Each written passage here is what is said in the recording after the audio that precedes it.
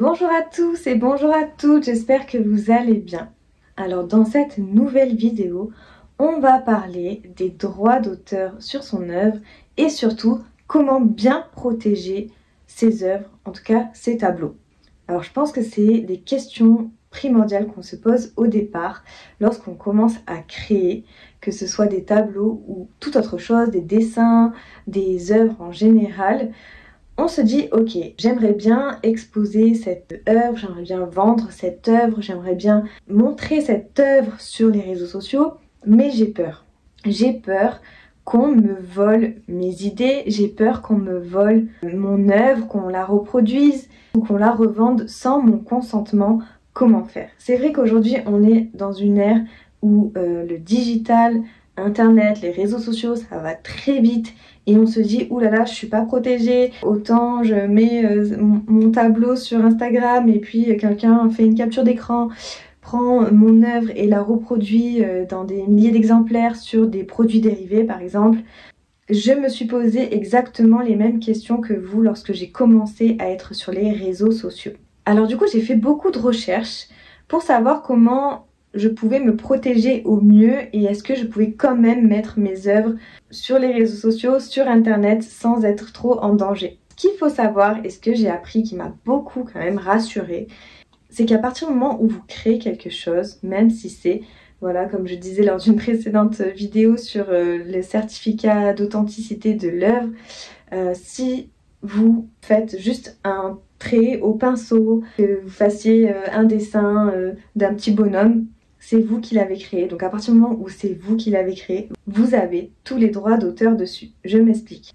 Vous allez me dire, oui mais c'est un petit peu fou, enfin comment on peut prouver que c'est moi qui ai dessiné ce petit bonhomme? Alors ce que je recommande, c'est de toujours prendre en photo ses œuvres.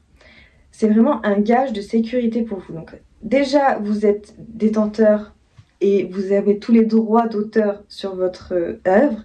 Et en plus de ça, si vous prenez une photo par derrière, vous pouvez prouver, si en cas de problème, que vous êtes bien le créateur de cette œuvre-ci. La photo, tout simplement, va être datée. Donc s'il y a un souci, vous pouvez très bien envoyer la photo en disant, voilà, regardez, cette photo est datée de tel jour, donc c'est pas possible que cette personne-là puisse reproduire mon œuvre alors que je la détiens depuis par exemple 2021 ou je la détiens depuis 4 jours, je la détiens donc avant cette personne-là. Et lui ne pourra pas prouver qu'il détient cette œuvre depuis longtemps. Ou en tout cas du moins qu'il détient cette œuvre avant vous. À partir du moment où vous faites un trait au pinceau de couleur rouge, je ne sais pas, bleu, vert, voilà, vous êtes le détenteur de cette œuvre. Vous avez tous les droits d'auteur dessus. À savoir que pour céder vos droits d'auteur, il faut bien entendu quelque chose d'écrit entre vous et la personne. Par exemple, moi j'avais créé avec donc la marque Fauve, qui est une brasserie qui réalise ses propres bières sur Paris et sur Montpellier. On avait créé donc un design ensemble. Donc ça c'est un tableau qui m'appartient. Et j'ai accepté en cédant mes droits d'auteur qu'ils puissent pouvoir reproduire cette œuvre-là sur des centaines voire milliers d'exemplaires de canettes de bière. Je vais vous faire une vidéo en entier où je vais vous parler de la cessation des droits d'auteur. Vraiment ça va être beaucoup plus simple à comprendre. Donc vous avez ce droit d'auteur qui est automatiquement en fait donné à l'artiste parce que c'est votre création, donc c'est automatique. Et vous avez un deuxième moyen si vraiment vous avez très peur concernant vos œuvres, qu'elles soient reproduites, qu'elles soient piquées, volées, voilà, tout ce que vous voulez. Vous pouvez aller directement vous renseigner auprès de l'INPI. Alors l'INPI, c'est l'Institut National de la Propriété Industrielle. L'INPI, c'est vraiment là pour protéger les artistes et également pour protéger par exemple votre entreprise. Donc c'est-à-dire que demain je crée une entreprise ou je crée une marque, je donne un nom à cette marque. Une fois que vous avez donné un nom à votre marque, personne ne pourra le prendre. Mais par contre, il faut bien renseigner ce nom-là à l'INPI et être entre guillemets enregistré à l'INPI pour être protégé et pour que votre marque soit protégée. Pour les tableaux, c'est exactement pareil. Voilà, vous pouvez envoyer la photo de votre œuvre et la faire enregistrer à l'INPI pour qu'il n'y ait vraiment aucun problème et aucun droit de reproduction dessus. Personne ne pourra y toucher, ce sera vraiment la vôtre et là pour le coup elle sera super bien protégée. Après, cette démarche-là forcément bah, c'est payant, c'est pas gratuit, donc voilà, c'est vous qui voyez ce que vous voulez faire de vos œuvres et comment vous souhaitez les protéger. Voilà, c'est très important pour les œuvres qui sont très importantes pour vous et surtout pour les œuvres qui vont être mises en vente.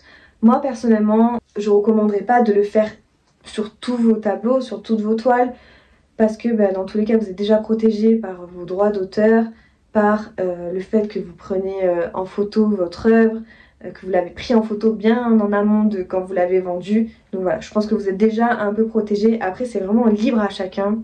Je ne dis pas qu'il y a une bonne chose ou une mauvaise façon de faire. C'est vous et votre responsabilité à vous et comment vous voulez protéger vos œuvres. Est-ce que vous pensez que c'est important d'aller carrément les faire enregistrer à l'INPI ou pas ou, voilà, c'est des questions à vous poser, c'est des choix à faire et chacun fait exactement comme il veut. La dernière chose importante pour protéger vos œuvres, c'est bien de signer et dater vos œuvres. Dans une autre vidéo, je vous ai parlé de la signature de votre toile. Donc, je vous mets la vidéo juste en dessus. Si vous voulez aller la voir, je vous donne plein de conseils dans cette vidéo et c'est très important pour protéger votre œuvre de la signer. En gage de droit d'auteur. Donc pareil, moi je signe tous mes tableaux avec mes initiales HD et ligne durant, c'est toujours la même signature.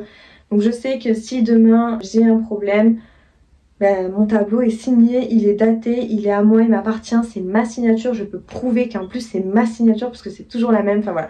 Autre chose importante, si vous voulez protéger encore mieux vos œuvres sur les réseaux sociaux, en tout cas en ligne sur internet, il y a certaines personnes qui mettent dessus des filigranes. Donc je vais vous mettre ici un exemple. Vous pouvez mettre des filigranes à l'aide du site internet I Love IMG. C'est super, moi je l'utilise tout le temps, c'est gratuit, c'est facile et ça permet de protéger vos œuvres. Vous mettez un petit filigrane, vous pouvez mettre votre nom, votre prénom dessus, comme ici. Vous pouvez mettre autre chose, enfin voilà, il y a plein de possibilités et ça protège bien votre œuvre.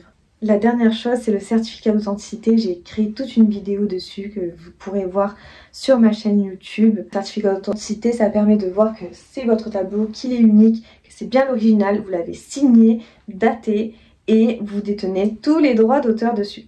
Voilà, j'espère que cette vidéo vous a plu. En tout cas, n'hésitez pas à mettre un petit pouce bleu pour le soutien, à vous abonner à la chaîne, à laisser un commentaire si vous avez des questions, des remarques ou tout simplement vous avez des informations supplémentaires à nous donner pour nous tous, pour le bien de la communauté de tous les artistes. Et je vous dis à très bientôt pour une nouvelle vidéo. À bientôt!